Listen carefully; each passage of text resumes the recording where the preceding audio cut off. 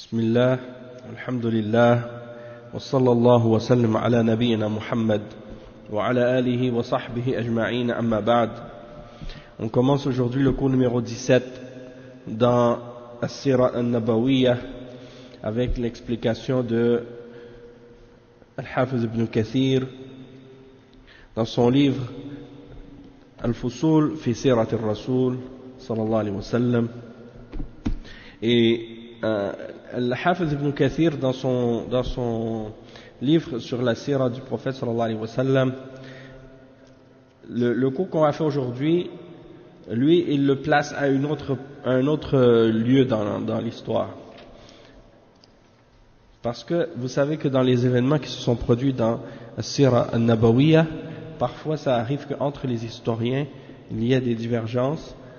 Et par exemple, le sujet dont on va parler aujourd'hui, c'est Ghazwatu Bani al-Mustalaq, ou Bani al-Mustaliq, Ghazwatu Bani al-Mustaliq. Et cette bataille, on l'appelle aussi Al-Muraysi', donc Ghazwatu Al-Muraysi' ou bien Ghazwatu Bani al-Mustaliq. Eh bien, certains historiens la placent dans l'année, la 6e année après la Hijra, et d'autres historiens la placent dans la 5e année après la Hijra. Et il y a divergence, et ça arrive souvent dans certains événements de la Sira, sauf que Al-Rajih, Inch'Allah, la position la plus correcte et l'opinion la plus correcte par rapport à ça, c'est que Al-Ghazwatu Bani al-Mustaliq a eu lieu dans la 5e année, et c'est avant la mort de Sa'd ibn Abi Waqqas. Pardon, c'est pas Sa'd ibn Abi Waqqas, c'est Sa'd ibn Mu'adh radiyallahu anhu. C'est ça, parce que la mort de Sa'd ibn Mu'adh, c'était après la bataille de Bani Qurayza. Donc le décès de Sa'd ibn Mu'adh radiyallahu anhu, c'était après la bataille de Bani Qurayza avec les Juifs de Bani Qurayza. Et qu'est-ce qui est connu des historiens par rapport à la bataille de Bani Qurayza? C'était que ça s'est passé dans le mois de Dhul Qa'da de la 5e année, selon l'opinion correcte. Donc Bani al-Mustaliq doit être avant. C'est pour ça que des historiens l'ont placé avant la bataille de Al-Ahzab.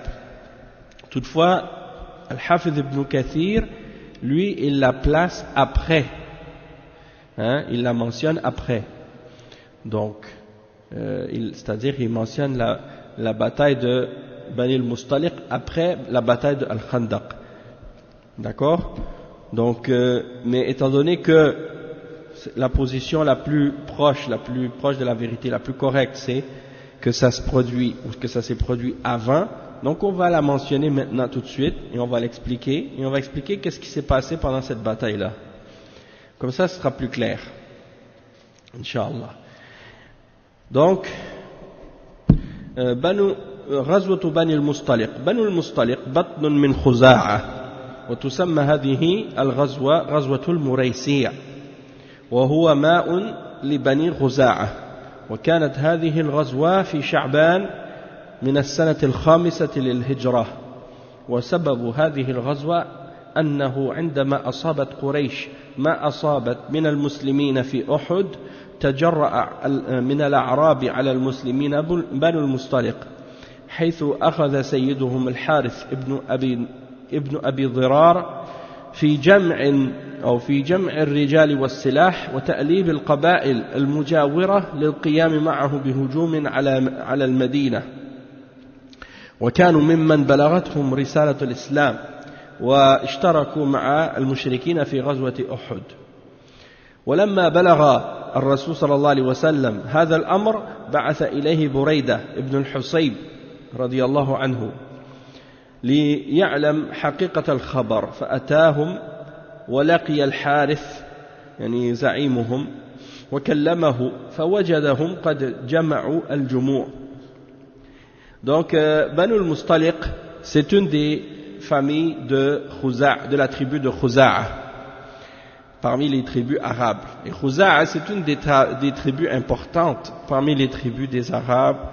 Et avant la tribu de Quraysh, avant que Quraysh soit la tribu qui gère et qui dirige la Mecque, eh bien Khuza'a était la tribu qui était celle qui était disons au pouvoir à la Mecque avant Quraysh, d'accord? Donc ça nous donne une idée un peu de son importance.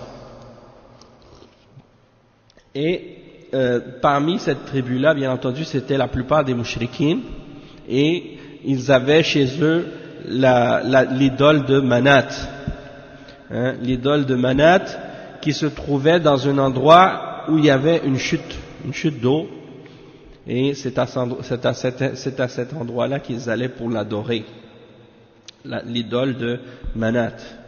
Et Banu al-Mustaliq, donc, on l'a appelé cette bataille, la bataille de Bani al-Mustaliq, à cause du fait qu'elle a eu lieu par rapport à cette tribu-là.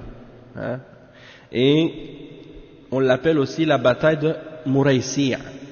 Muraysi'a, Ghazwatul Muraysi'a, al-Muraysi'a, c'est pas facile à prononcer, hein. Et on l'appelle Muraysi'a, pourquoi? Parce que c'est un endroit où il y avait un puits, ou un endroit où ils venaient s'abreuver à cet endroit-là, la tribu de Khuza'a. Donc, cette bataille a eu lieu dans le mois de Sha'ban de l'année 5, après la hijra du prophète sallallahu alayhi wa sallam. Et la raison de cette bataille, c'est parce que, à cause de qu'est-ce que Quraysh a subi, ou bien plutôt qu'est-ce que Quraysh a fait subir, ou bien qu'est-ce qu'elle a subi de la part des musulmans, ou bien qu'est-ce que les musulmans ont subi aussi dans la bataille de Uhud comme défaite, comme problème, qu'est-ce qu'ils ont subi ce jour-là. Et donc la tribu de Banu al-Mustaliq commence à agiter les tribus et à les appeler à se rallier pour attaquer Médine. Et celui qui est à la tête de Bani al-Mustaliq, c'est Sayyid al-Harith, il s'appelle al-Harith ibn Abi Dirar. Et il a commencé à rassembler des hommes et à rassembler des armes et à essayer de réunir les tribus ensemble, les tribus qui sont avoisinantes, pour attaquer Médine, pour attaquer le prophète sallallahu alayhi wa sallam et les sahaba. Et ils font partie des gens qui avaient reçu le message de l'islam déjà, et ils avaient participé même avec les mouchriquines lors de la bataille de Uhud aussi. Quand le messager d'Allah sallallahu alayhi wa sallam a entendu que Bani al-Mustaliq faisait des problèmes et commençait à essayer de s'organiser pour rassembler des hommes et des armes pour attaquer Médine, le prophète sallallahu alayhi wa sallam a envoyé un de ses compagnons, Burayda ibn al-Husayb radiyallahu anhu, pour savoir, pour s'informer de la réalité de cette information, c'est-à-dire à savoir est-ce que c'est vrai, est-ce que ces gens-là sont en train de se réunir pour attaquer les musulmans, savoir qu'est-ce qui se passe. Et donc il est parti là-bas et il a rencontré le chef de cette tribu, Al-Harith, et il lui a parlé, et il a constaté qu'effectivement ils sont en train de rassembler des hommes. Donc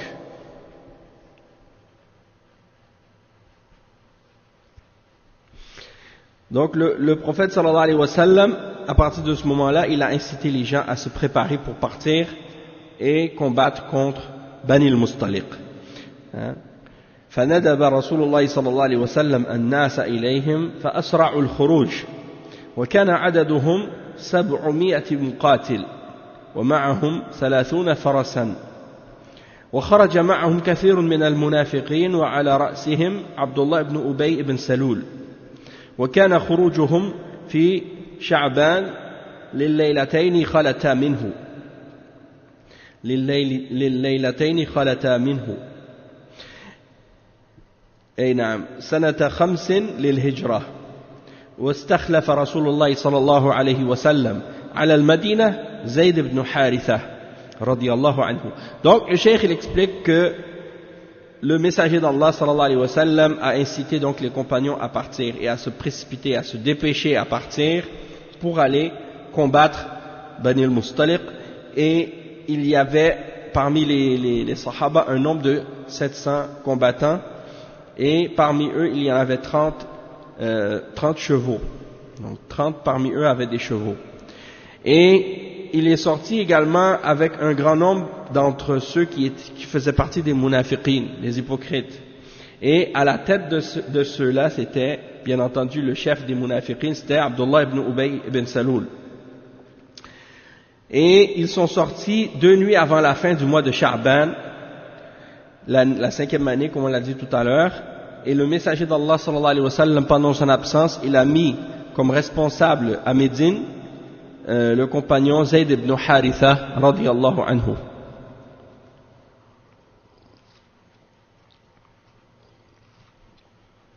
Et Al-Harith ibn Abi Dirar, qui était le chef de Bani al-Mustaliq, il dit وَقَدْ وَجَّهَ عَيْنًا لَهُ لِيَأْتِيَهُ بِخَبَرِ رَسُولِ اللَّهِ صلى الله عليه وسلم فأصابه النبي صلى الله عليه وسلم في طريقه فسأله عنهم فلم يذكر من شأنهم شيئا فعرض عليه الإسلام فأبى فأمر رسول الله صلى الله عليه وسلم عمر ibn al-Khattab رضي الله عنه فضرب عنقه. Donc en chemin ils ont trouvé, parce que le chef de Bani al-Mustaliq qui s'appelle Al-Harith ibn Abi Dirar, il avait un espion qu'il avait envoyé pour surveiller le prophète sallallahu alayhi wa sallam et les musulmans, et pour lui ramener les informations à propos du messager d'Allah sallallahu alayhi wa sallam. Et en chemin ils ont attrapé cet espion. Alors ils lui ont posé des questions à propos de Bani al-Mustaliq et de qu'est-ce qu'il préparait, et il refusait de donner des informations.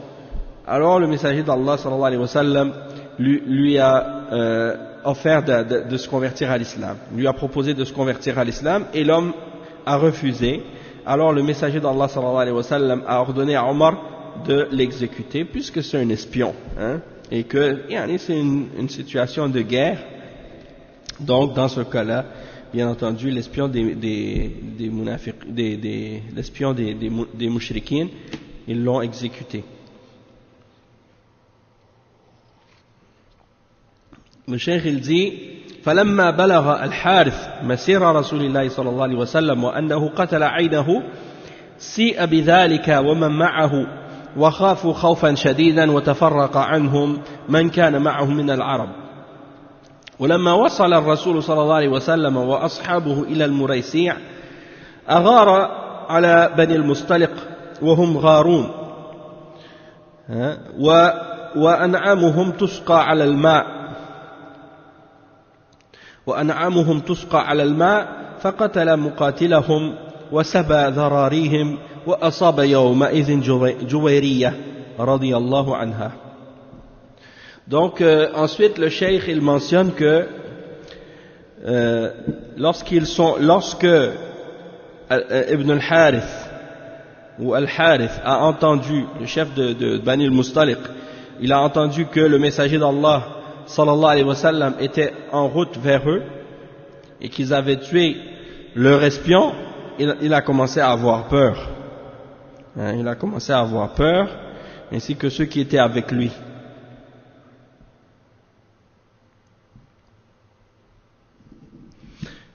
Et il dit que il a commencé à avoir très peur, et ils se sont tous divisés et séparés. Tous ceux qui étaient venus parmi les tribus arabes qui étaient venus se joindre à lui sont tous partis. Ils l'ont abandonné à cause de la peur. Et lorsque le messager d'Allah sallallahu alayhi wa sallam est arrivé avec ses compagnons à l'endroit qui s'appelle Al-Muraysi', c'est-à-dire l'endroit où ils s'abreuvent, ils abreuvaient leurs chameaux aussi à cet endroit-là et leur bétail, Al-Muraysi', eh bien le messager d'Allah sallallahu alayhi wa sallam a foncé sur eux foncé sur Bani al-Mustaliq. Et ils ont, bien entendu, tué ceux parmi eux qui combattaient, et ils ont pris en prisonnier ceux qu'ils ont pris comme prisonniers, les enfants et les femmes et autres. Et parmi les prisonniers ce jour-là, il y avait la fille du chef de la tribu, Juwayriya, radiyallahu anha. Donc le hadith à ce sujet-là qui est rapporté par Al-Bukhari et Muslim, c'est An Ibn Aoun قال كتبت إلى نافع أسأله عن الدعاء قبل القتال قال فكتب إلي إنما كان ذلك في أول الإسلام قد أغار رسول الله صلى الله عليه وسلم على بني المصطلق وهم غارون وأنعامهم تسقى على الماء فقتل مقاتلهم أو مقاتلتهم وسبى سبيهم وأصاب يومئذ جويرية ابنة الحارث متفق عليه. Donc c'est le hadith qui mentionne les événements qui se sont produits dans cette bataille-là, et que ce jour-là ils ont attrapé parmi les prisonniers la fille du chef de la tribu, Juwayriya radiyallahu anha, qui est devenue par la suite une des mères des croyants, parce que le messager d'Allah sallallahu alayhi wa sallam l'a épousée, elle est devenue une des mères des croyants par la suite. Donc il dit ثم أمر الرسول صلى الله عليه وسلم Juwayriya, son nom c'est Juwayriya. Non, la tribu s'appelle Bani al-Mustaliq, et ils ont combattu à l'endroit qui s'appelle Al-Muraysiya. Donc Juwayriya c'est un autre nom, et c'est la fille d'Al-Harith. Donc il dit ثم أمر الرسول صلى الله عليه وسلم بالأسارة فكتفوا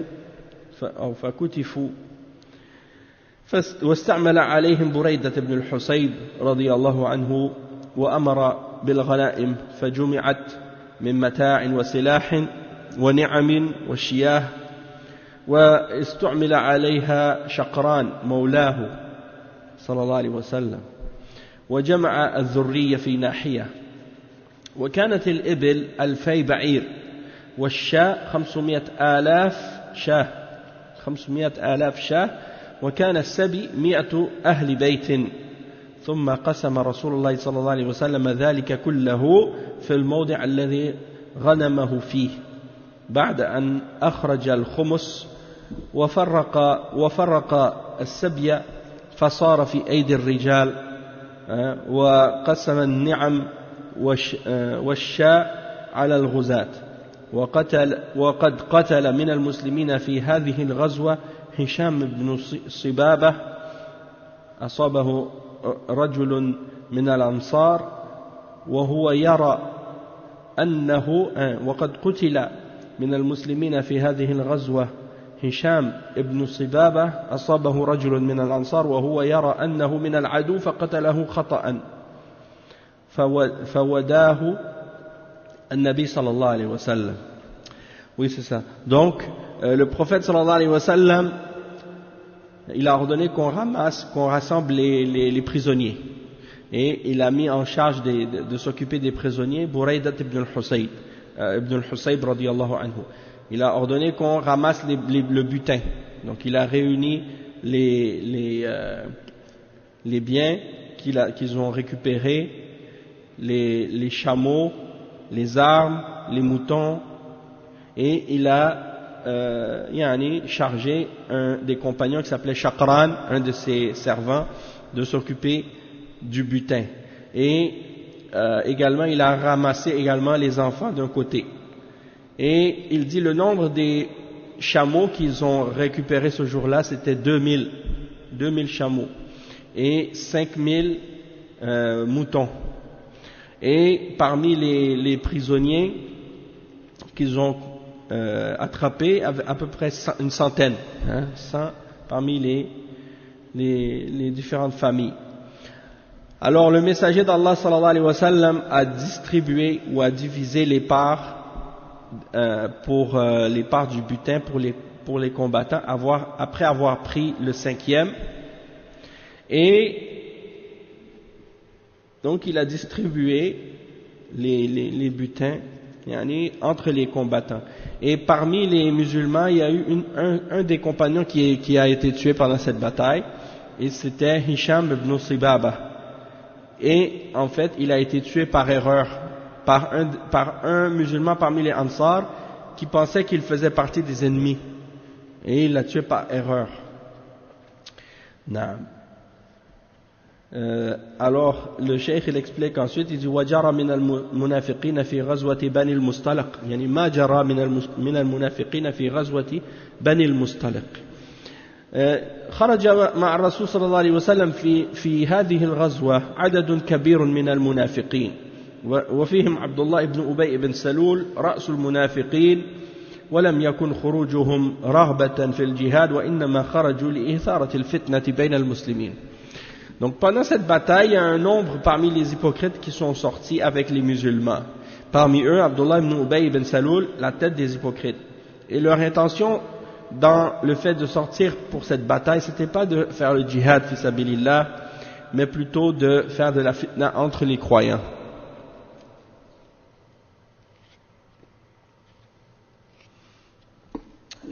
Donc le cheikh il dit ensuite que pendant cette bataille, il y a eu deux grands événements qui se sont produits à cause des hypocrites et qui ont été une cause de fitna. Donc, قد حدثت في هذه الغزوة بسبب المنافقين حادثتان عظيمتان. الحادث الأول إثارة الفتنة بين المهاجرين والأنصار. Donc, il y a eu une fitna, une dispute entre les muhajirines et les ansar. Et c'est les munafiqines qui sont derrière ça pour essayer d'envenimer puis de mettre de l'huile sur le feu. Naam. Donc qu'est-ce qui est arrivé? C'est mentionné dans le hadith rapporté par Al-Bukhari et Muslim عن زيد بن أرقم رضي الله عنه قال كنت في غزاة فسمعت عبد الله بن أبي يقول لا تنفقوا على من عند رسول الله حتى ينفضوا من حوله ولئن رجعنا عنده ليخرجن الأعز منها الأذل ليخرجن الأعز منها الأذل فذكرت ذلك لعمي أو لعمر فذكره للنبي صلى الله عليه وسلم فدعاني فحدثته فأرسل رسول الله صلى الله عليه وسلم إلى عبد الله بن أبي وأصحابه فحلفوا ما قالوا فكذبني رسول الله صلى الله عليه وسلم وصدقه فأصابني هم لم يصبني مثله قط فجلست في البيت فقال لي عمي ما أردت إلى أن كذبك رسول الله صلى الله عليه وسلم ومقتك وأنزل الله تعالى إذا جاءك المنافقون فبعث إلي النبي صلى الله عليه وسلم فقرأ فقال إن الله قد صدقك يا زيد متفق عليه. Écoutez cette histoire. Zayd ibn Arqam radiyallahu anhu, il mentionne que il était dans une des batailles, et c'était la bataille de Bani al-Mustaliq, et il a entendu Abdullah ibn Ubay ibn Salul qui disait ne dépensez pas d'argent, c'est-à-dire n'aidez pas, ne donnez pas en sadaqa aux compagnons ou à ceux qui sont avec le messager d'Allah pour qu'ils s'éloignent de lui, pour qu'ils ne restent pas avec lui. Parce que les hypocrites, ils n'aiment pas que les gens restent dans l'islam, ils veulent que les musulmans s'éloignent du prophète sallallahu alayhi wa sallam et que l'islam s'affaiblisse. Alors lui, il dit aux autres munafiqin, donnez pas d'argent aux compagnons, ne les aidez pas. Et il a dit également, lorsqu'on va retourner à Médine, le plus puissant va en faire sortir le plus faible ou le plus humilié. en parlant de lui-même, en disant moi qui est le plus puissant, je vais faire sortir le plus humilié, c'est-à-dire il parle du messager d'Allah sallallahu alayhi wa sallam. Et donc Zayd ibn Arqam, quand il a entendu ça, il a dit ça à son oncle. Et il a dit ça à son oncle, ou il a dit ça à Omar. Et lui l'a mentionné au prophète sallallahu alayhi wa sallam. Alors il dit, le prophète sallallahu alayhi wa sallam m'a appelé. Alors je lui ai raconté ce que j'ai entendu. Il a raconté au messager d'Allah sallallahu alayhi wa sallam ce qu'il a entendu. Et il a fait envoyer quelqu'un pour rappeler Abdullah ibn Ubay et ses compagnons pour leur demander à propos de ce qu'il avait entendu. Est-ce que c'est vrai? Et quand Abdullah ibn Ubay ibn Saloul est arrivé, ils ont nié. Ils ont dit non, on n'a jamais dit ça. Et ils ont même juré qu'ils n'avaient pas dit ça. Ils ont dit on jure par Allah qu'on n'a jamais dit ça. Alors Zayd ibn Arqam il dit, le messager d'Allah sallallahu alayhi wa sallam n'a pas cru en moi, qu'est-ce que j'avais dit, et il a cru en Abdullah ibn Ubay ibn Saloul. Ça c'est une preuve pour réfuter les soufiyas qui prétendent que le messager d'Allah sallallahu alayhi wa sallam connaissait tout et connaissait le ghaib. Donc c'est la preuve que si le messager d'Allah sallallahu alayhi wa sallam connaissait l'invisible, connaissait le ghaib, il n'aurait pas cru en ce que l'hypocrite avait dit, et il n'aurait pas rejeté le témoignage de Zayd ibn Arqam. Exactement, il aurait su directement. Et même c'est-à-dire que certains parmi les munafiqines, le prophète sallallahu alayhi wa sallam, il savait que c'était des munafiqines, mais il agissait, parce que Allah lui avait révélé l'identité des hypocrites, mais il agissait avec eux selon leur apparence, pas selon qu'est-ce qu'ils savaient du ghaib. Mais ici, dans cet événement-là, on voit clairement que le prophète sallallahu alayhi wa sallam a cru en qu'est-ce que Abdullah ibn Ubay ibn Saloul avait dit, parce qu'il a juré qu'il avait dit la vérité. Il a cru en lui. Il dit, alors à partir de ce moment-là, il dit, Zayd ibn Arqam, il dit, j'ai été frappé par une angoisse, une tristesse. C'est-à-dire, il a été vraiment triste, déprimé à cause de ça.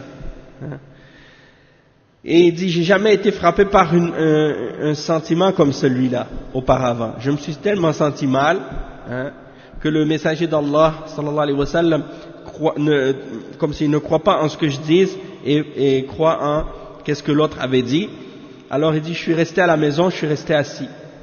Et il dit, son oncle lui a dit, j'aurais pas souhaité que ça arrive au point où que le messager d'Allah sallallahu alayhi wa sallam te traite de menteur et qu'il te déteste à cause de ça. Comme si en voulant dire que là, il croyait que c'était quelqu'un qui mentait, ou qui avait menti. Et bien, à ce moment-là, Allah subhanahu wa ta'ala a fait descendre Surat al-Munafiqun, la sourate à propos des hypocrites. Et Allah subhanahu wa ta'ala a révélé dans cette sourate la réalité au sujet des hypocrites, et il a fait savoir au messager sallallahu alayhi wa sallam que qu'est-ce que Zayd ibn Arqam avait dit, c'était la vérité. C'était Zayd ibn Arqam qui avait dit vrai, et que l'autre était un menteur. Alors il dit, le messager d'Allah sallallahu alayhi wa sallam m'a envoyé quelqu'un pour me chercher. Alors il est venu, Zayd ibn Arqam est venu, et il lui a récité, le prophète sallallahu alayhi wa sallam lui a récité Surat al-Munafiqun, les versets de Surat al-Munafiqun. Et il a dit, Allah, certes, a reconnu ta véracité. Il a dit que c'est toi qui as dit vrai, ya Zayd. Et à partir de ce moment-là, il a su que c'est Zayd qui avait dit la vérité. La sourate en question, c'est Surat al-Munafiqun, dans laquelle Allah subhanahu wa ta'ala dit, et quand les hypocrites viennent à toi, ils disent, nous attestons que tu es certes le messager d'Allah. Allah sait que tu es son messager, et Allah atteste que les hypocrites sont assurément des menteurs. Ils prennent leur serment comme bouclier et obstruent le chemin d'Allah. Quelle mauvaise chose que ce qu'ils faisaient. c'est parce qu'en vérité ils ont cru puis rejeté la foi, leurs cœurs donc ont été scellés de sorte qu'ils ne comprennent rien. Quand tu les vois, leur corps t'émerveille, et s'ils parlent, tu écoutes leurs paroles, ils sont comme des bûches appuyées contre des murs, et ils pensent que chaque cri est dirigé contre eux. L'ennemi, c'est eux. Prends-y garde qu'Allah les extermine, comme les voilà détournés du droit chemin. Et quand on leur dit venez vers le messager, venez que le messager implore le pardon pour vous, ils détournent leur tête et tu les vois se détourner tandis qu'ils s'enflent d'orgueil. C'est égal pour eux que tu implores le pardon pour eux ou que tu ne le fasses pas, Allah ne leur pardonnera jamais, car Allah ne guide pas les gens pervers. Ce sont eux qui disent ne dépensez point pour ceux qui sont auprès du messager d'Allah afin qu'ils se dispersent. C'est ça que Abdullah ibn Ubay ibn Salul avait dit. Il dit, et Allah a répondu, et c'est à Allah qu'appartiennent les trésors des cieux et de la terre, mais les hypocrites ne comprennent pas. Et ils disent, si nous retournons à Médine, le puissant en fera assurément sortir le humble ou l'humilié, ou le plus faible. Or, c'est Allah, c'est à Allah qu'est la puissance, ainsi qu'à son messager et aux croyants, mais les hypocrites ne le savent pas. Donc, on voit ici clairement que Allah subhanahu wa ta'ala, il a reconnu la véracité de Zayd ibn Arqam et qu'il a démenti Abdullah ibn Ubay ibn Salul. Dans un autre hadith qui est rapporté par Al-Bukhari et Muslim, il dit وعن جابر ابن عبد الله رضي الله عنه قال غزونا مع النبي صلى الله عليه وسلم وقد ثاب معه ناس من المهاجرين حتى كثروا وكان من المهاجرين رجل لعاب فكسع أنصاريا فغضب الأنصاري غضبا شديدا حتى تداعوا قال الأنصاري يا للأنصار وقال المهاجري يا للمهاجرين فخرج النبي صلى الله عليه وسلم فقال ما بال دعوى الجاهلية ثم قال ما شأنهم فأخبر بكعسة المهاجر الأنصاري فقال النبي صلى الله عليه وسلم دعوها فإنها خبيثة وقال عبد الله بن أبي بن سلول قد تداعوا علينا لئن رجعنا إلى المدينة ليخرجن الأعز منها الأذل فقال عمر ألا نقتل يا رسول الله هذا الخبيث يعني لعبد الله فقال النبي صلى الله عليه وسلم لا يتحدث الناس أنه كان يقتل أصحابه يعني متفق عليه. Donc ça c'est un des événements qui s'est produit pendant cette bataille. C'est rapporté selon Jabir ibn Abdullah qu'il dit lorsque nous étions partis dans une bataille avec le prophète sallallahu alayhi wa sallam, et il dit que il y avait parmi nous des gens parmi les muhajirin, il y en avait beaucoup, et parmi les muhajirin il y en avait un qui aimait beaucoup jouer, l'a'ab, c'est-à-dire il aime jouer des tours aux gens, il aime plaisanter. Alors qu'est-ce qu'il a fait? Il a frappé quelqu'un, il a donné un coup de pied sur le derrière d'un des Ansari. Alors le Ansari, il n'a pas aimé ça, il s'est mis en colère. Et il était très en colère. Alors qu'est-ce qu'il a fait? Il a appelé les Ansar à son secours. Il a dit, oh les Ansar, venez. Et le Muhajiri, il a appelé les Muhajirin à son secours. Oh les Muhajirin, venez. Alors le prophète sallallahu alayhi wa sallam, il a dit, est-ce que vous êtes en train de faire l'appel de la jahiliya, des gens de la jahiliya? Parce que les gens de la jahiliya c'est comme ça. Ils s'appelaient et à se défendre les uns contre les autres, par rapport à ça, quand il y avait des conflits entre eux pour commencer des fitan, des problèmes. Et le prophète sallallahu alayhi wa sallam, quand il a entendu ça, il n'a pas aimé ça. Il était vraiment en colère. Et on sait que le nom des muhajirin et des ansar, c'est des noms qui ont été mentionnés dans le Coran et dans la Sunna. Et c'est des noms louables, et c'est des noms de glorification, les muhajirin et les ansar. Allah les a glorifiés, a fait leur éloge dans la révélation. Mais lorsque ces deux noms sont utilisés de cette manière, ça devient une sorte de hizbiyya, ou bien une sorte de qawmiyya, ou une sorte de asabiyya, hein, une forme de fanatisme, ou d'appeler les gens à son secours, et de pas tenir compte du fait qu'on est des frères en islam, et qu'on ne doit pas se combattre entre nous, ou de faire des problèmes entre nous. Alors, le prophète sallallahu alayhi wa sallam dit, qu'est-ce qui se passe? Pourquoi vous faites les appels de la jahiliya? Qu'est-ce qui vous arrive?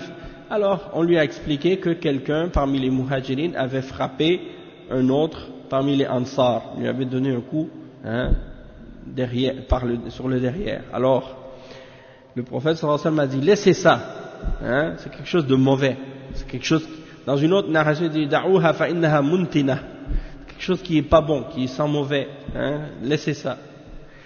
Non, c'est quelque chose qui pue là, quelque chose qui est mauvais, laissez-le. Et Abdullah ibn Ubay ibn Salul, lui, il en a profité pour essayer de faire plus de fitna, puis d'aggraver la situation. Alors il dit, regardez, en parlant des muhajirin, parce que Abdullah ibn Ubay ibn Salul, c'est un des habitants de Médine, des gens de Médine, avant que l'islam arrive, c'était un des chefs de Médine, un des chefs parmi les gens de Médine. Et donc lui, quand le messager d'Allah sallallahu alayhi wa sallam est venu, il n'a pas aimé ça, parce que ça lui a fait perdre son statut ou sa position, hein, qu'il avait auparavant. Et donc, il a accepté l'islam, mais pas par sincérité, juste parce qu'il ne voulait pas perdre son statut et tout. Et là, qu'est-ce qu'il a dit quand il a vu ça? Il a dit, regardez, ils ont appelé contre nous, hein, ils ont appelé contre nous. Il dit, si on retourne à Médine, on va faire sortir le plus puissant le plus puissant va faire sortir le plus faible, en voulant dire, hein, il voulait parler de lui-même, et il prétendait comme si, en revenant, on va faire sortir le prophète, sallallahu alayhi wa sallam. Alors Omar, quand il a entendu ça, il a dit, hein, ô messager d'Allah, laisse-moi, hein, m'occuper de cet homme mauvais, hein, en voulant dire, laisse-moi, je vais le tuer celui-là, c'est un hypocrite. Et le prophète sallallahu alayhi wa sallam, il a dit non, il ne faut pas que les gens racontent en voulant dire que moi j'ordonne de tuer mes propres compagnons, ou je tue mes compagnons.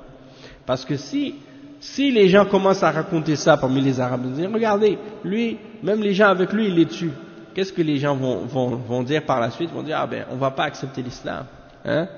Donc, le bien qui en découle, c'est-à-dire le bien de se débarrasser d'un hypocrite qui fait des problèmes entre les croyants et qui jette de l'huile sur le feu quand il y a des fitan et qui s'allie avec les ennemis de l'islam, hein, c'est sûr que de se débarrasser de ce genre d'individu-là, c'était quelque chose qui peut amener quelque chose de bien pour les musulmans et se débarrasser les musulmans d'un mal, mais les conséquences négatives qui découlent du fait de faire ce genre de choses sont plus grandes que le bien qu'on pourrait obtenir. Et donc par rapport à ça, le messager d'Allah sallallahu alayhi wa sallam, il nous a toujours enseigné ça, que lorsque on fait quelque chose, il faut toujours prendre en considération les conséquences de nos actes, les conséquences de nos paroles. Et on voit par rapport à nos actes et à nos paroles si ça va ramener, hein, même si l'acte ou la parole en question c'est quelque chose de bien en islam, si qu'est-ce qui va en découler comme conséquence, c'est des choses qui sont négatives et que le mal qui va en découler est plus grand que le bien, alors dans ce cas-là, il est dans ce cas-là ordonné de laisser tomber cet acte-là ou cette parole-là pour éviter justement les conséquences négatives qui risquent d'en découler. Et ça, c'est un des exemples ici, pour éviter que les gens aient peur des musulmans et de l'islam et qu'ils s'éloignent de la foi à cause des fausses rumeurs. Et le cheikh, parce que les gens de l'extérieur, ils savent pas, les gens de l'extérieur, ils connaissent pas la réalité, la différence entre les hypocrites et les vrais croyants. Donc, ceux qui regardent ça de l'extérieur, ils vont dire, ah, lui, il tue un de ses compagnons, alors qu'en réalité, il fait pas partie des compagnons, c'est un kafir. Mais il se dit musulman, il se fait passer pour un musulman. Donc, de l'extérieur, les gens vont dire il tue ses compagnons, alors qu'en réalité, c'est pas un compagnon. Et en réalité, il mérite d'être exécuté. Mais pour éviter cette shubha, pour éviter cette ambiguïté-là, le prophète sallallahu alayhi wa sallam a dit non, pour pas que les gens parlent, pour pas que les gens disent il tue ses compagnons. Et ensuite le cheikh il dit وأراد رسول الله صلى الله عليه وسلم أن يصرف الناس عن هذا الأمر ويعالج هذا الموقف علاجا عمليا فأمر صلى الله عليه وسلم بالرحيل فورا. Donc le prophète sallallahu alayhi wa sallam, quand il a vu cette situation-là, il a voulu utiliser un moyen pratique pour régler le problème. Alors qu'est-ce qu'il a fait? Il est parti tout de suite dans l'expédition pour aller vers Bani al-Mustaliq et il n'a pas pris d'arrêt, il n'a pas pris de pause pour que les gens ne reviennent pas sur le sujet puis que ça ne s'aggrave pas par la suite. Et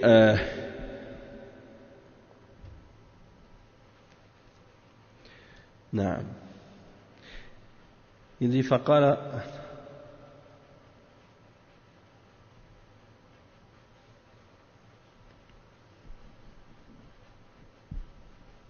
c'est ça.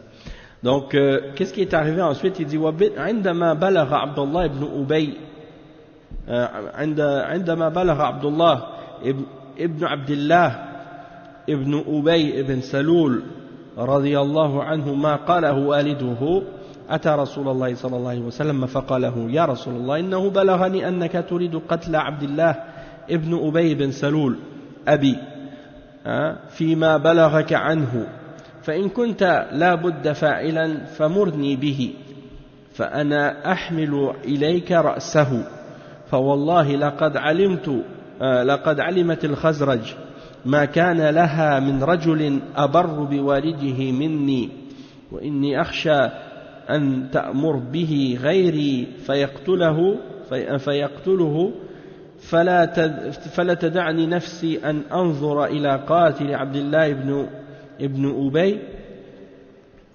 يمشي في الناس فأقتل رجلا مؤمنا بكافر فأدخل النار فقال رسول الله صلى الله عليه وسلم بل نترفق به ونحسن صحبته وما بقي معنا ونحسن صحبته ما بقي معنا.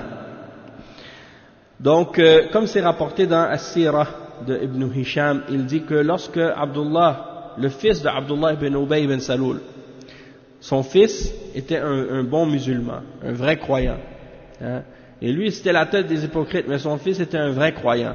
Quand il a entendu ce que son père avait dit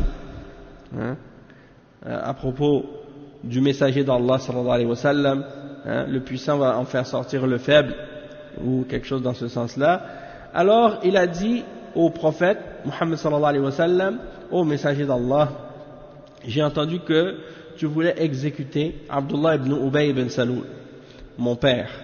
Il dit à propos de ce qui t'est parvenu à son sujet, de ce qu'il avait dit.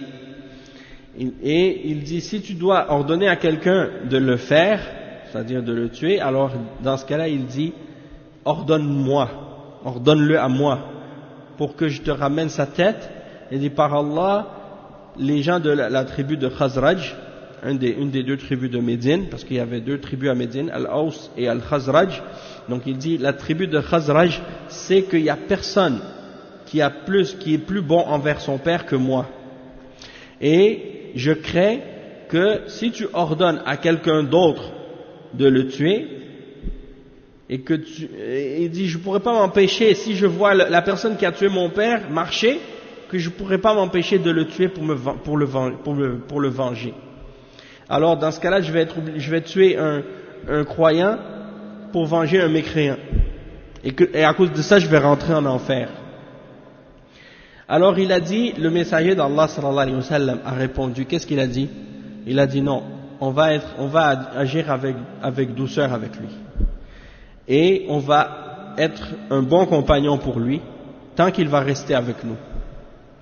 Alors il dit, فَلَمَّا رَجَعَ رَسُولُ اللَّهِ صَلَّى اللَّهُ عَلَيْهِ وَسَلَّمَ مِنْ غَزْوَةِ بَنِي الْمُسْتَلِقِ تَقَدَّمَ عَبْدُ اللَّهِ رضي الله عنه حتى وقف لأبيه على باب المدينة فلما رآه أناخ به وقال له والله لا تجوز منها هنا حتى يأذن لك رسول الله صلى الله عليه وسلم فإنه العزيز وأنت الذليل فلما جاء النبي صلى الله عليه وسلم أذن له وقال دعه فلعمري لنحسنن صحبته ما دام بين أظهرنا فخلى سبيله فدخل المدينة.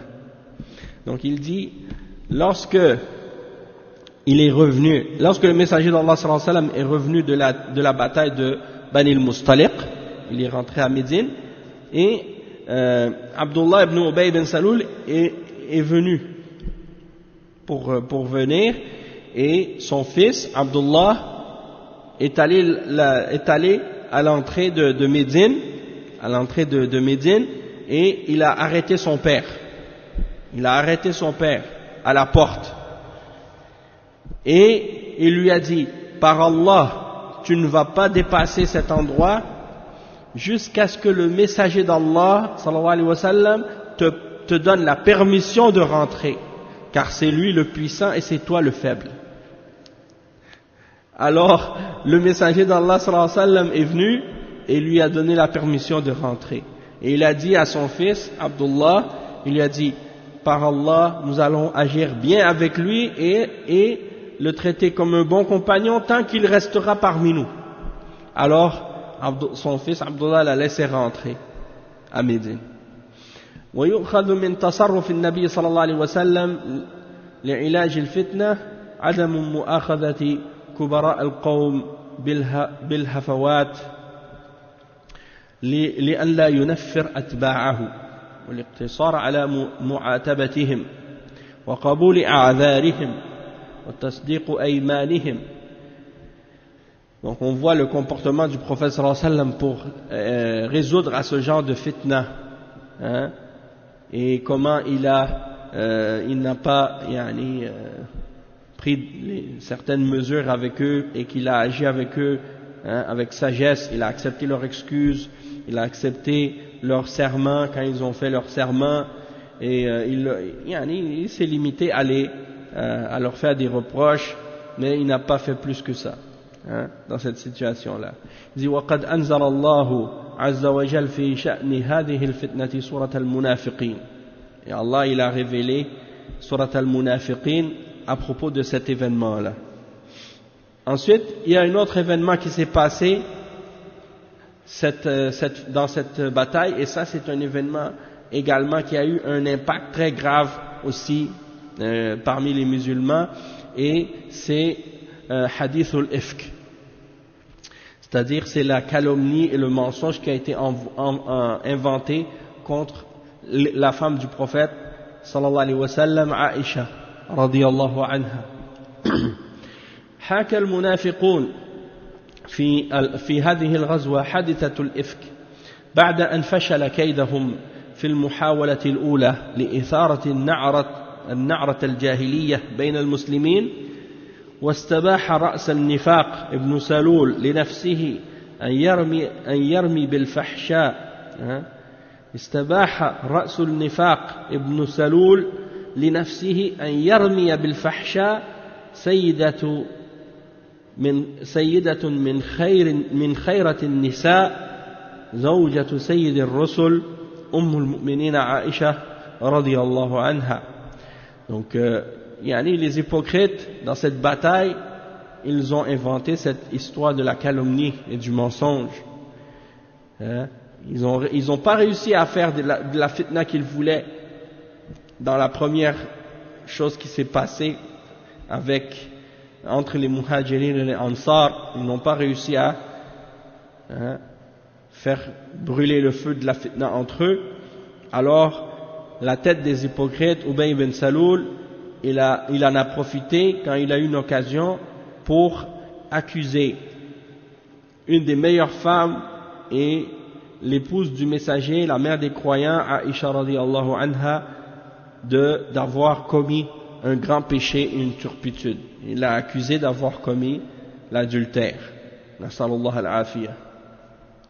Il dit وقد روت الصديقة بنت الصديق عائشة رضي الله عنها حديث الإفك كاملا. Donc Aïcha radiallahu anha, elle a elle-même rapporté le hadith au sujet de l'histoire de cette accusation blasphématoire contre elle, hein, lors de l'Ifk. Et c'est rapporté, cette histoire elle est rapportée dans les hadiths authentiques. Al-Bukhari il l'a cité dans son Sahih, et l'histoire est mentionnée comme suit. Elle dit: كان رسول الله صلى الله عليه وسلم إذا أراد أن يخرج أقرع بين أزواجه فأيتهن خرج سهمها خرج بها رسول الله صلى الله عليه وسلم معه. Elle dit, Aïcha, elle dit que, radiyallahu anha, elle dit que le messager d'Allah sallallahu alayhi wa sallam, quand il partait dans une expédition et qu'il voulait amener avec lui une de ses épouses, il faisait un tirage au sort. Il faisait un tirage au sort pour savoir laquelle allait l'accompagner. Parce que le messager d'Allah sallallahu alayhi wa sallam avait plusieurs épouses. Et le messager d'Allah sallallahu alayhi wa sallam ne veut pas faire veut pas faire d'injustice.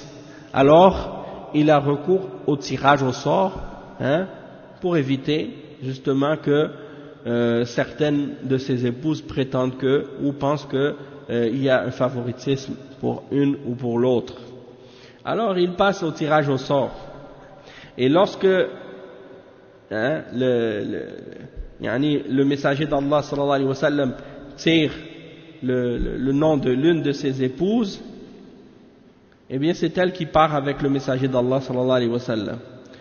Alors elle dit قالت عائشة رضي الله عنها فأقرع بيننا في غزوة غزاها فخرج سهمي فخرجت مع رسول الله صلى الله عليه وسلم بعدما نزل الحجاب فأنا أحمل في هودجي وأنزل فيه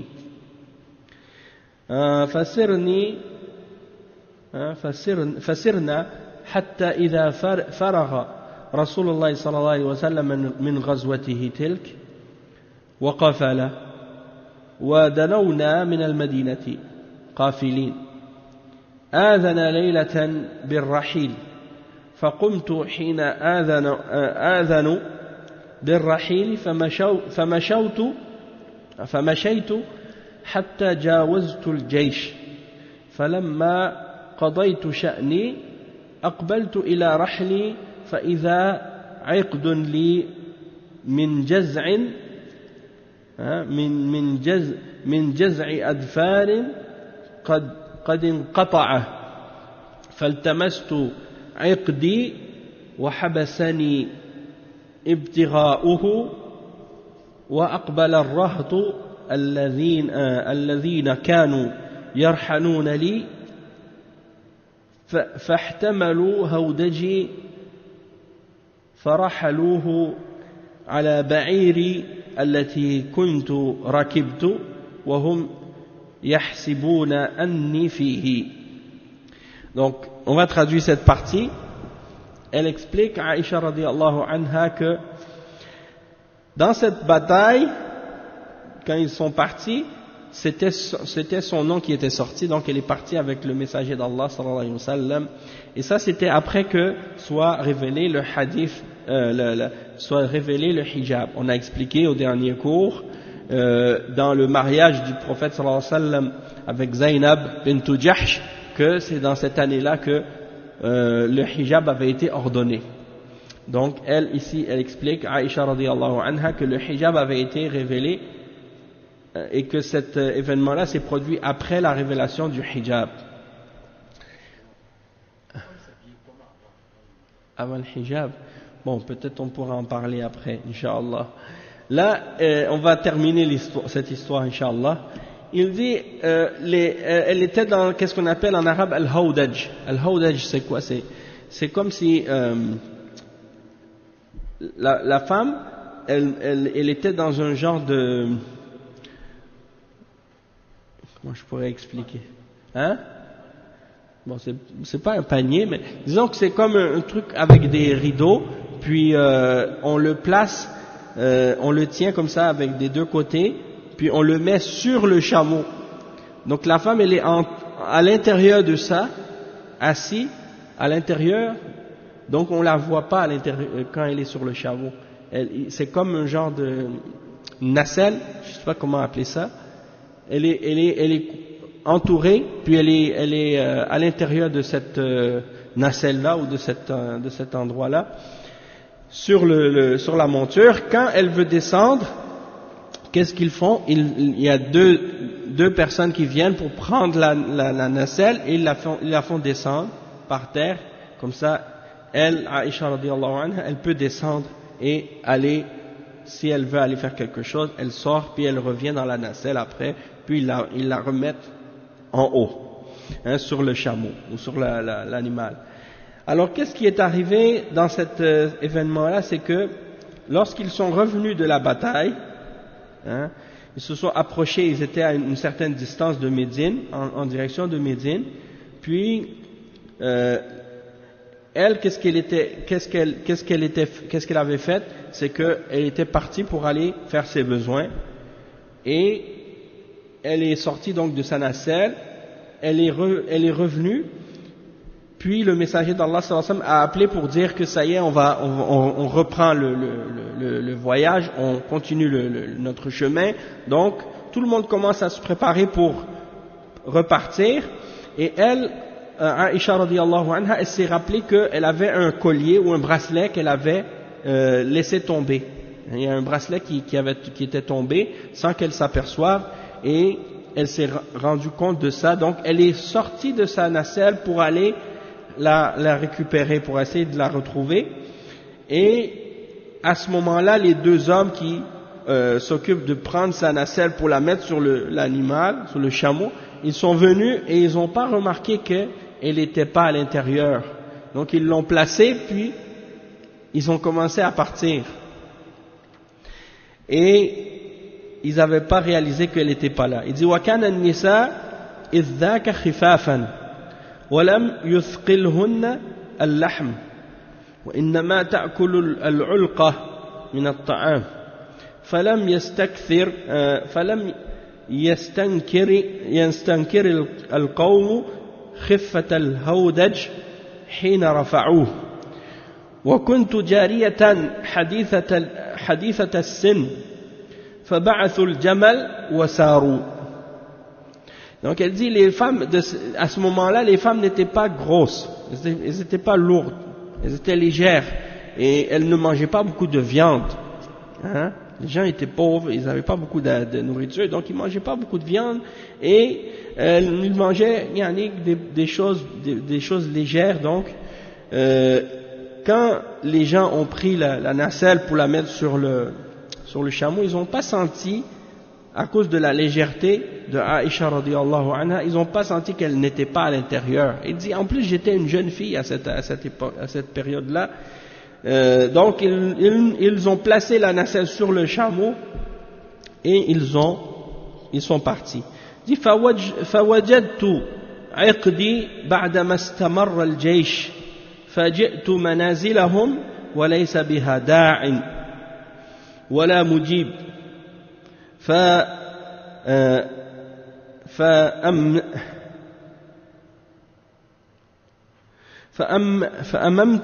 فأممت منزلي الذي كنت به وظننت أنهم سيفقدوني فيرجعون إلي فبين أنا جالسة في منزلي غلبتني عيني فنمت.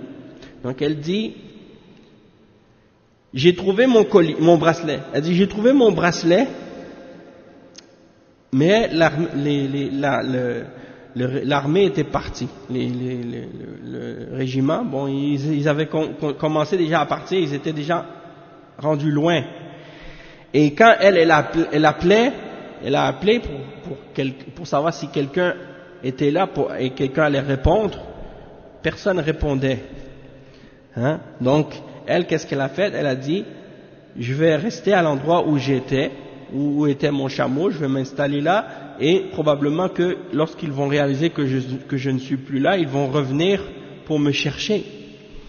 Alors, au moment où j'étais assise à cet endroit-là, j'étais à cet endroit-là et mes yeux ont commencé à être lourds et je me suis endormi. Hein? Il dit وكان صفوان ابن المعطل السلمي ثم الذكواني من وراء الجيش فأدلج فأصبح عند منزلي فرأى سواد إنسان نائم فأتاني فعرفني حين رآني وكان رآني قبل الحجاب فاستيقظت باسترجاعه حين عرفني فخمرت وجهي بجلبابي ووالله ما كلمني كلمة ولا سمعت منه كلمة غير استرجاعه حتى أناخ راحلته فوطأ على يدها فوطأ على يديها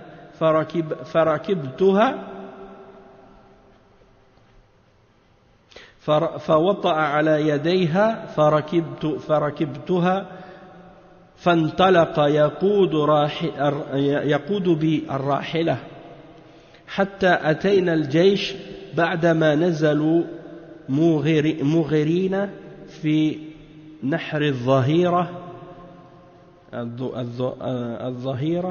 فهلك من هلك وكان الذي تولى الإفك عبد الله بن أبي بن سلول فقدمنا المدينة فاشتكيت حين قدمت شهرا والناس يفيضون في قول أصحاب الإفك أخرجه البخاري. Donc elle explique ensuite que Safwan ibn al-Mu'attal al-Sulami al-Dhakwani était parmi les gens qui, lui il restait derrière l'armée, il restait derrière le régiment, au cas où quelqu'un était perdu ou quelque chose était perdu, il le ramasse. Et lui, qu'est-ce qui est arrivé? C'est quand il est arrivé à l'endroit, il a vu une silhouette, il a su qu'il y avait quelqu'un, hein, il a vu quelque chose par terre et il a reconnu que c'était Aïcha radiyallahu anha qui dormait. Il a dit inna lillahi wa inna ilayhi raji'un. Il a dit il m'a vu, il m'a reconnu parce qu'il m'avait vu avant le hijab, avant l'ordre du hijab. Alors quand il a dit inna lillahi wa inna ilayhi raji'un, elle s'est réveillée, hein, et quand il m'a reconnu, hein, lorsqu'il m'a reconnu, il a dit inna lillahi wa inna ilayhi raji'un. Elle dit j'ai pris mon djilbab et j'ai couvert mon visage avec. Il dit et je jure par Allah, il ne m'a même pas dit un seul mot, hein, et je n'ai entendu de lui aucune parole autre la parole qu'il a dit inna lillahi wa inna ilayhi raji'un. Et à ce moment-là, qu'est-ce qu'il a fait? Il a fait descendre son chameau, hein, et je suis monté dessus, et lui il a pris les rênes avec sa main et il m'a ramené, hein, il m'a fait avancer sur le chameau pendant que lui il marchait à pied, jusqu'à ce que, hein, lui il a marché, elle était sur le chameau.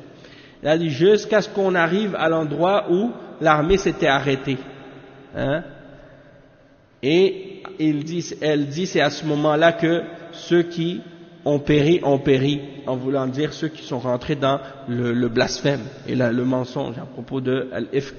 Et il dit parmi ceux qui étaient à la tête de ce mensonge et de cette calomnie, il y avait Abdullah ibn Ubay ibn Salul.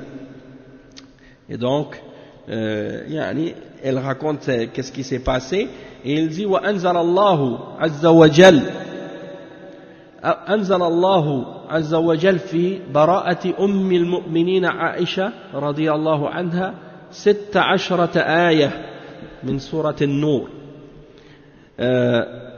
Il explique que Allah subhanahu wa ta'ala il a fait descendre 16 versets dans Surat An-Nur pour innocenter Aïcha radiyallahu anha et prouver son innocence.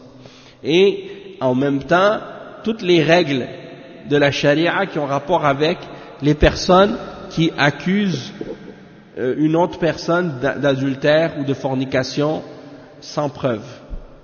Qu'est-ce qu'on fait dans ce cas-là? Eh bien, c'est mentionné dans Surat An-Nur. On va lire ensemble ces versets.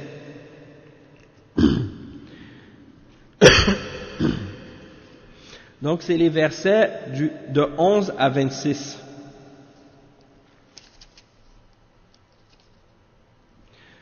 Allah subhanahu wa ta'ala il dit inna alladhina ja'u bil ifki usbatun minkum la tahsabuhu sharran lakum bal huwa khayrun lakum likulli imri'in minhum maktasaba min al-ithm والذي تولى كبره منهم له عذاب عظيم. Donc c'est le verset 11 dans lequel Allah subhanahu wa ta'ala il dit et ceux qui sont venus avec la calomnie, le blasphème, le mensonge, sont un groupe d'entre vous. Ne pensez pas que c'est un mal pour vous, mais plutôt c'est un bien pour vous. Et à chacun d'eux ce qu'il s'est acquis comme péché.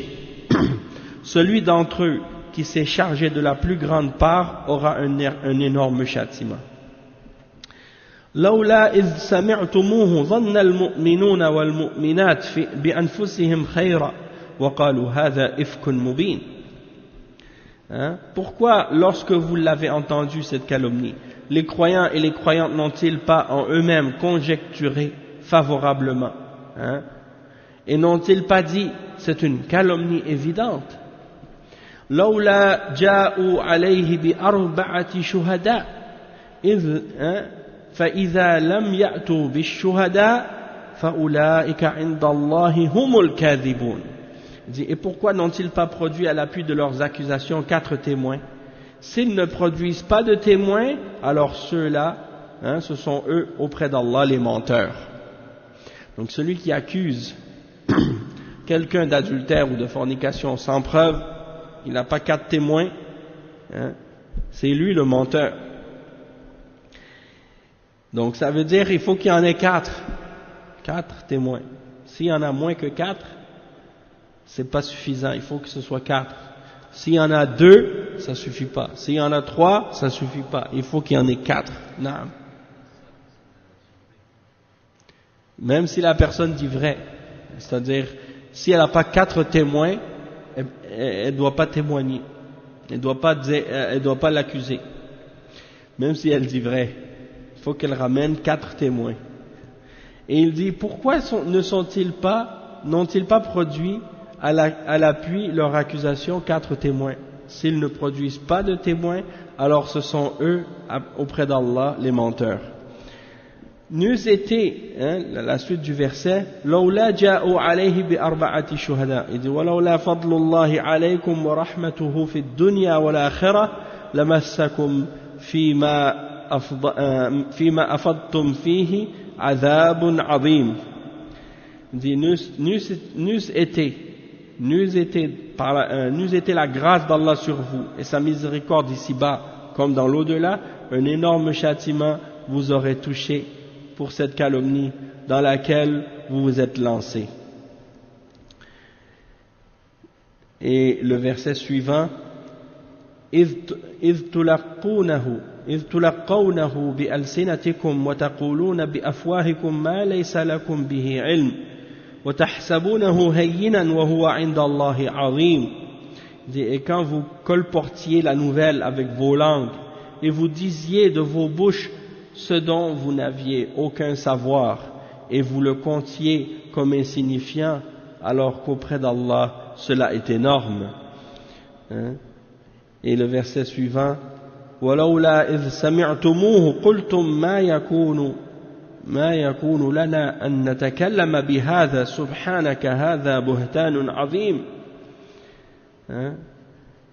Et pourquoi lorsque vous l'entendiez ne disiez-vous pas nous ne devons pas en parler, gloire à toi ô Allah, c'est une énorme calomnie.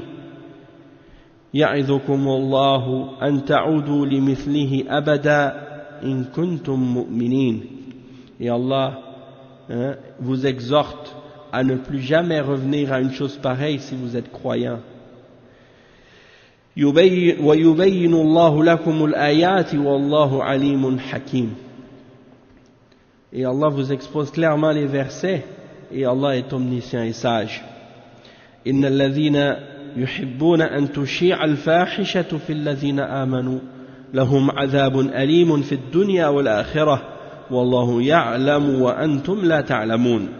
Ceux qui aiment que la turpitude se propage parmi les croyants auront un châtiment douloureux ici-bas comme dans l'au-delà.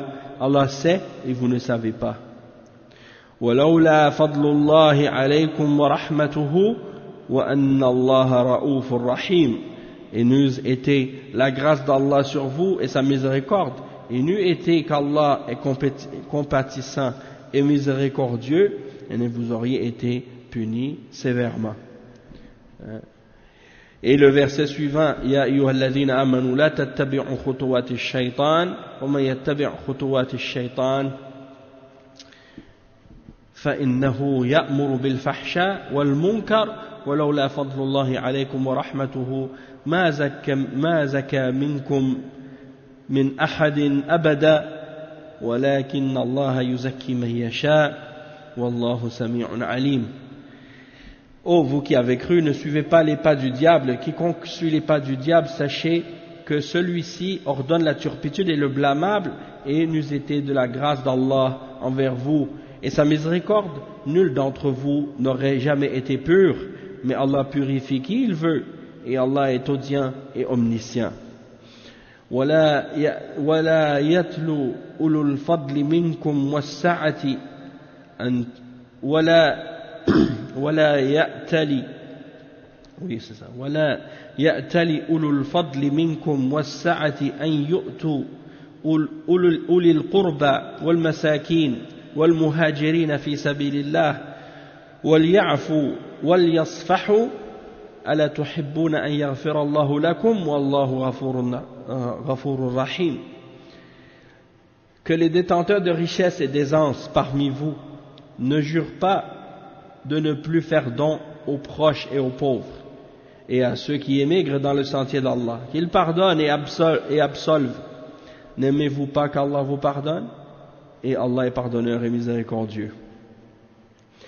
Et le verset suivant, إن الذين يرمون المحصنات الغافلات المؤمنات لعنوا في الدنيا والآخرة ولهم عذاب عظيم. Le verset 24 ou le verset 23, ceux qui lancent des accusations contre des femmes vertueuses, chastes, qui ne pensent même pas à commettre la turpitude et croyantes, sont maudits ici-bas comme dans l'au-delà, et ils auront un énorme châtiment. Et le verset 25 ou le verset 24, يومئذ يوفيهم الله دينهم يوم تشهد عليهم ألسنتهم وأيديهم وأرجلهم بما كانوا يعملون. Le jour où leur langue, leurs mains et leurs pieds témoigneront contre eux de ce qu'ils faisaient. Et le verset suivant, يومئذ يوفيهم الله دينهم الحق ويعلمون أن الله هو الحق المبين. Ce jour-là, Allah leur donnera leur pleine vraie rétribution, et ils sauront que c'est Allah qui est le vrai de toute évidence.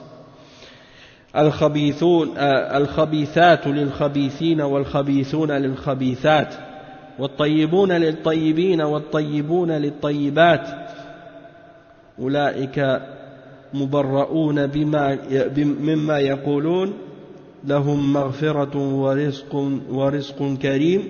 يا أيها الذين آمنوا لا تدخلوا بيوتا غير بيوتكم حتى تستأنسوا وتسلموا على أهلها ذلكم. Non, ça c'est le verset 26. Donc ça c'est le dernier verset, c'est le verset 26. Par rapport à ça, c'est le verset qui dit ce qui signifie les mauvaises femmes aux mauvais hommes et les mauvais hommes aux mauvaises femmes, de même que les bonnes femmes aux bons hommes et les bons hommes aux bonnes femmes. Ceux-là sont innocents de ce que les autres disent, et ils ont un pardon et une récompense généreuse. Et également, il y a un autre verset aussi plus tôt que ça, le verset 4, c'est le verset 4 dans lequel Allah subhanahu wa ta'ala dit وَالَّذِينَ يَرْمُونَ الْمُحْصَنَاتِ ثُمَّ لَمْ يَأْتُوا بِأَرْبَعَةِ شُهَدَاءَ فَاجْلِدُوهُمْ 80 جَلْدَةً وَلَا تَقْبَلُوا لَهُمْ شَهَادَةً أَبَدًا وَأُولَئِكَ هُمُ الْفَاسِقُونَ. Donc c'est le verset qui dit, ce qui signifie, et ceux qui lancent des accusations contre des femmes chastes sans produire par la suite 4 témoins, fouettez-les de 80 coups de fouet et n'acceptez plus jamais leur témoignage. Et ceux-là sont les pervers. Naam. Donc, le cheikh il explique ensuite donc que on a appliqué la peine de al-qadhf sur ceux qui avaient propagé cette calomnie. لما نزلت براءة عائشة رضي الله عنها خرج رسول الله صلى الله عليه وسلم إلى المسجد فخطب الناس وتلا عليهم ما أنزل الله من القرآن في ذلك وأمر بمصطح ابن أثاثة وحسن بن ثابت وحمنة بنت جحش وكانوا ممن أفصح بالفاحشة فضربوا حد القذف 80 جلدة. عن عائشة رضي الله عنها قالت لما نزل عذري قام رسول الله صلى الله عليه وسلم على المنبر وذكر وتلا القرآن فلما نزل أمر برجلين وامرأة فضربوا حدهم وترك رسول الله صلى الله عليه وسلم إقامة الحد على ابن سلول مع أنه رأس أهل الإفك لأنه كان يستوشي الحديث ويجمعه ويحكيه ويخرجه في قوالب من لا ينسب إليه فلم يثبت أنه قذفه. نعم. Et donc le messager d'Allah sallallahu alayhi wa sallam a donc fait appliquer les peines sur ceux qui avaient propagé la calomnie, et il n'a pas appliqué de peine sur Abdullah ibn Ubay ibn Saloul, malgré que c'était une des têtes dans cette fitna, parce que la façon dont il avait propagé l'affaire, c'est qu'il réunissait les propos des gens et il les racontait comme si quelqu'un lui a dit telle chose, mais comme si ça revenait jamais à lui, c'est juste, il faisait juste raconter qu'est-ce qu'il a entendu, comme si moi j'ai entendu telle chose.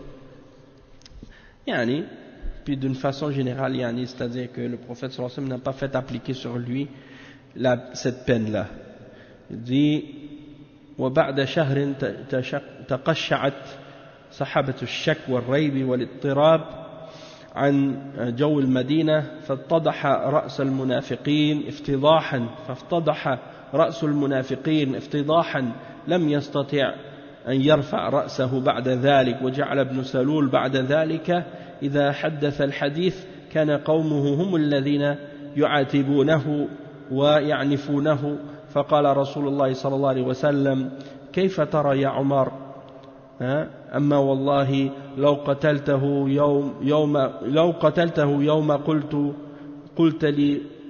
يوم قلت لي اقتله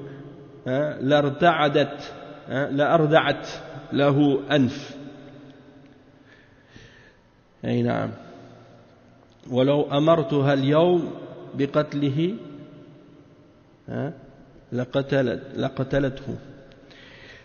Donc c'est pour dire que après cet événement-là, la tête les hypocrites ont commencé à être dévoilées et démasquées. Les gens commençaient à les reconnaître et les doutes et les ambiguïtés de la calomnie ont commencé à se dissiper et les gens ont commencé à reconnaître la réalité des hypocrites. Puisque Allah subhanahu wa ta'ala avait révélé beaucoup de versets à propos des hypocrites pour faire connaître leur réalité.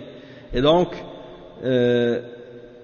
on mentionne ici que le messager d'Allah sallallahu alayhi wa sallam, hein, il parlait avec Omar ibn al-Khattab, parce que les gens, même à l'époque, quand Abdullah ibn Ubay ibn Saloul, il disait des choses avant, mais malgré tout, les gens, ils le défendaient. Mais après cet événement-là, quand il parlait, même ses proches, même ceux qui étaient avec eux parmi les hypocrites, ils étaient les premiers à le blâmer par la suite. Donc c'est pour dire que le prophète sallallahu alayhi wa sallam, il a dit, tu vois Omar, hein, si je t'avais écouté au moment où tu m'avais dit, hein, de le tuer, peut-être que les gens, ils se seraient frustrés pour lui, ils auraient voulu le défendre, tandis qu'aujourd'hui, les gens ont vu clairement, hein, que c'était quelqu'un qui est un hypocrite. Donc c'est ça c'est un exemple. Et il dit وكانت حادثة الإفك إثارة النعرة الجاهلية من سلسلة فنون الإيذاء والفنون. Donc ça fait partie des choses qui ont été établies par les hypocrites à ce moment-là pour créer de la fitna, pour créer des ennuis entre les croyants. Et alhamdulillah, finalement ça a été un bien pour les croyants, comme Allah subhanahu wa ta'ala le dit dans le Coran, puisque ça a permis à découvrir la réalité de ces hypocrites-là, et ça a permis aussi aux croyants de connaître des règles au sujet de la charia, et comment agir par rapport à des gens qui calomnient les croyants, et ainsi de suite. Donc on va s'arrêter ici pour aujourd'hui, on continuera ça la semaine prochaine, la suite de cette explication, Inch'Allah, qu'est-ce qui est arrivé pendant cette bataille de Bani al-Mustaliq. Subhanakallahumma bihamdika ashhadu an la ilaha illa anta astaghfiruka wa atubu ilayk, wa sallallahu wa sallam ala nabiyyina Muhammad wa ala alihi wa sahbihi ajma'in, walhamdulillah. Assalamu alaikum wa rahmatullahi wa barakatuh.